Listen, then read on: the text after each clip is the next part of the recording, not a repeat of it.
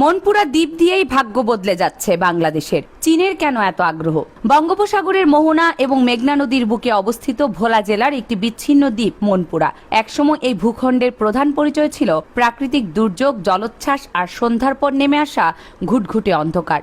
অথচ সে অবহেলিত ভূখণ্ডে এখন ঢালা হচ্ছে প্রায় 12,000 কোটি টাকার বিশাল বিনিয়োগ। মাটির উপরে গড়ে উঠেছে আধুনিক ব্লু ইকোনমি বা নীল অর্থনীতির বিশাল হাব, আর মাটির নিচে সন্ধান মিলেছে ট্রিলিয়ন ঘনফুট গ্যাসের বিপুল ভাণ্ডারের। একটি বিচ্ছিন্ন দ্বীপ থেকে দক্ষিণ এশিয়ার অন্যতম বৃহৎ অর্থনৈতিক শক্তি কেন্দ্র হয়ে ওঠার পথে মনপুরা। এই পরিবর্তন সাধারণ ঘটনা নয়, এর পেছনে রয়েছে সুদূর প্রসারী ব্যবসায়িক পরিকল্পনা এবং ভৌগোলিক সুবিধার সর্বোচ্চ ব্যবহার।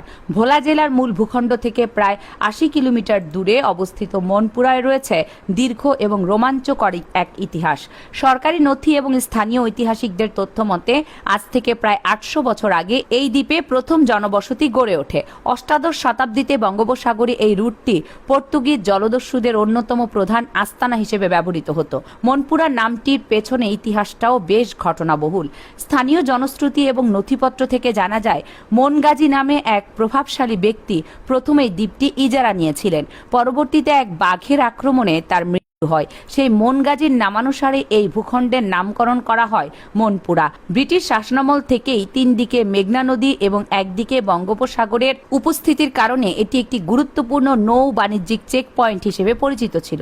কিন্তু কালের পরিক্রমায় এবং আধুনিক যোগাযোগ ব্যবস্থা থেকে বিচ্ছিন্ন থাকায় দ্বীপটি তার জৌলস হারায়। কয়েক বছর আগেও এখানকার মানুষের জীবনযাত্রা ছিল জেনারেটর এবং কুপির আলোর উপর নির্ভরশীল।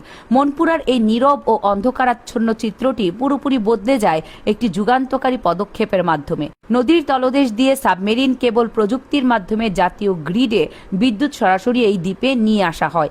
বাংলাদেশের প্রকৌশল খাতের এই সাফল্য কেবল দ্বীপটিকে আলোকিতই করেনি, বরং খুলে দিয়েছে বিদেশি বিনিয়োগের এক বিশাল দরজা। নিরবচ্ছিন্ন বিদ্যুৎ সংযোগ নিশ্চিত হওয়ার পরপরই এই এলাকার জমির দাম এবং ব্যবসায়িক গুরুত্ব বহুগুণ বেড়ে যায়। বাংলাদেশ অর্থনৈতিক অঞ্চল কর্তৃপক্ষের অনুমোদনে মনপুরায় এখন একটি আধুনিক ইকোনমিক জোন বা অর্থনৈতিক অঞ্চল গড়ে তোলার কাজ শুরু হয়েছে। নতুন এই অর্থনৈতিক অঞ্চলের সবচেয়ে বড় চমকটি নিয়ে এসেছে চীনের বিখ্যাত বহুজাতিক কোম্পানি লিস ফ্যাশন ইন্ডাস্ট্রির। তারা এই দ্বীপে সরাসরি $1 বিলিয়ন বাংলাদেশি মুদ্রায় প্রায় 12,000 কোটি টাকার মেঘা বিনিয়োগ নিয়ে এসেছে।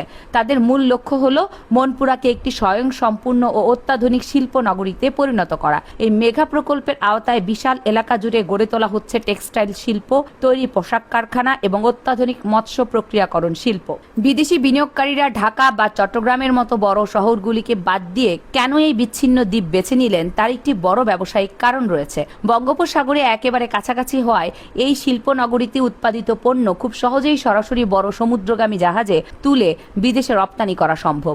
এতে করে ঢাকা বা চট্টগ্রামের যানজট এড়িয়ে পণ্য পরিবহনের সময় এবং খরচ বিপুল হারে কমিয়ে আনা সম্ভব হবে। পরিবহন ব্যবস্থা এই সুবিধা পাওয়ার কারণে বিনিয়োগকারীরা মনপুরার এই ভৌগোলিক অবস্থানকে ব্যবসার জন্য সবচেয়ে উপযোগী মনে করছেন।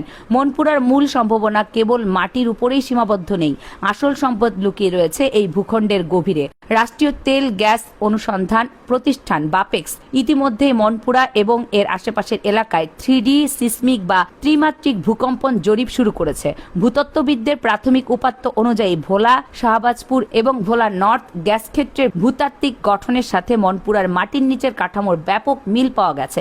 এই জরিপ সফলভাবে সম্পন্ন হলে সেখানে ট্রিলিয়ন কিউবিক ফুট গ্যাসের বিশাল মজুদের নিশ্চয়তা পাওয়া যাবে। এই বিপুল পরিমাণ গ্যাস উত্তোলন করা সম্ভব হলে তা বাংলাদেশের জ্বালানি খাতের জন্য একটি বড় মাইল ফলক হবে। এই গ্যাস ব্যবহার করে মনপুরায় গড়ে ওঠা নতুন শিল্প কারখানাগুলো খুব কম খরচে তাদের উৎপাদন কার্যক্রম চালাতে পারবে। একই সাথে জাতীয় গ্রিডের উপর বিদ্যুতের যে বিপুল চাপ রয়েছে তা বহুলাংশে হ্রাস পাবে। বর্তমানে বিদেশ থেকে বিপুল পরিমাণ বৈদেশিক মুদ্রা ব্যয় করে যে এলএনজি বা তরলীকৃত প্রাকৃতিক গ্যাস আমদানি করতে হয়, মনপুরা গ্যাস উত্তোলন শুরু হলে এই আমদানি নির্ভরতা সরাসরি কমে আসবে। এটি শুধু ভোলা জেলার জন্য নয়, বরং গোটা দেশের জ্বালানি নিরাপত্তার ক্ষেত্রে একটি বড় রক্ষা কবচ হিসেবে কাজ করবে। শিল্পায়ন এবং জ্বালানি পাশাপাশি মনপুরার অর্থনীতির আরেকটি বড় স্তম্ভ হতে যাচ্ছে পর্যটন ঘাট। একসময় কেবল জেলেদের আবাসস্থল হিসেবে পরিচিত এই দ্বীপটি এখন প্রকৃতি প্রেমী ও পর্যটকদের নতুন গন্তব্যে পরিণত হয়েছে। কক্সবাজার বা কুয়াকাটার ভিড় এড়িয়ে যারা সম্পূর্ণ প্রাকৃতিক এবং শান্ত পরিবেশের খোঁজ করেন তাদের জন্য মনপুরা একটি আদর্শ স্থান। দক্ষিণা বাতাস বিস্তৃত সি বিচ, সবুজ ম্যানগ্রোভ বন এবং শীতকালে সাইবেরিয়া থেকে ছুটে আসা হাজার হাজার অতিথি পাখির উপস্থিতি এই দ্বীপটিকে একটি প্রাকৃতিক স্বর্গে পরিণত করেছে। এই সম্ভাবনাকে কাজে লাগাতে পর্যটন মন্ত্রণালয় এবং স্থানীয় প্রশাসন মনপুরাকে একটি পরিবেশ বান্ধব বা ইকো ট্যুরিজম জোন হিসেবে গড়ে তোলার উদ্যোগ নিয়েছে। ইতিমধ্যেই সেখানে ব্যক্তি উদ্যোগে এবং প্রাতিষ্ঠানিকভাবে অত্যাধুনিক হোটেল ও রিসোর্ট নির্মাণের কাজ চলছে। এর ফলে স্থানীয় অধিবাসীদের জন্য সরাসরি বিপুল পরিমাণ কর্মসংস্থানের সুযোগ সৃষ্টি হচ্ছে। নীল অর্থনীতি বা ব্লু ইকোনমির একটি বড় উদাহরণ তৈরি হতে যাচ্ছে মনপুরার মৎস্য খাতকে কেন্দ্র করে। মেঘনার মোহনায় ইলিশের প্রাচুর্যের জন্য মনপুরা আগে থেকেই দেশ জুড়ে বিখ্যাত। আগে এখান থেকে কাঁচা মাছ সরাসরি দেশের বিভিন্ন বাজারে বিক্রি করা হতো, কিন্তু নতুন মেগা প্রকল্পের আওতায় এখানে অত্যাধুনিক মৎস্য প্রক্রিয়াকরণ কারখানা স্থাপন করা হচ্ছে। এখন থেকে মাছ আহরণের পর তা আধুনিক প্রক্রিয়াজাত বা প্যাকেটিং করে সরাসরি বিদেশে রপ্তানি করা হবে। এর ফলে মাছের ভ্যালু এডিশন বা মূল্য সংযোজন ঘটবে, যা থেকে দেশের অর্থনীতিতে যুক্ত হবে বিপুল পরিমাণ বৈদেশিক মুদ্রা। তবে এত সব বিপুল সম্ভাবনার পাশাপাশি মনপুরার সামনে বেশ কিছু সুনির্দিষ্ট চ্যালেঞ্জও রয়েছে। এর মধ্যে সবচেয়ে বড় আতঙ্কের নাম মেঘনা নদীর তীব্র ভাঙন। বর্ষা মৌসুমে নদীর স্রোতে দ্বীপের অনেক অংশ প্রায় ভাঙনের শিকার হয়। এছাড়া জলবায়ু পরিবর্তনের প্রভাবে সমুদ্রপৃষ্ঠের উচ্চতা বৃদ্ধির ঝুঁকিও রয়েছে। তবে আশার কথা হলো, পানি উন্নয়ন বোর্ড ইতিমধ্যেই নদীর ভাঙন রোধে বৃহৎ পরিসরে কাজ শুরু করেছে। দ্বীপটিকে রক্ষার জন্য স্থায়ী বাঁধ নির্মাণ এবং নদীর তীরবর্তী এলাকাগুলোতে জিও ব্যাগ ফেলার কাজ পুরোদমে এগিয়ে চলছে। পরিবেশের ঝুঁকিগুলো মাথায় রেখেই বিনিয়োগকারী এবং সরকার যৌথভাবে এই অর্থনৈতিক অঞ্চলের মাস্টার প্ল্যান সাজাচ্ছে। এই পুরো পরিবর্তনের প্রক্রিয়াটিকে আরো ত্বরান্বিত করছে যোগাযোগ ব্যবস্থার আধুনিকায়ন। বর্তমানে ঢাকা থেকে সরাসরি বিলাসবহুল লঞ্চের মাধ্যমে খুব সহজেই মনপুরায় যাতায়াত করা যায়। তবে ভবিষ্যতে অর্থনীতির জন্য সবচেয়ে বড় গেম চেঞ্জার বা যুগান্তকারী পদক্ষেপ হতে যাচ্ছে প্রস্তাবিত ভোলা বরিশাল সেতু।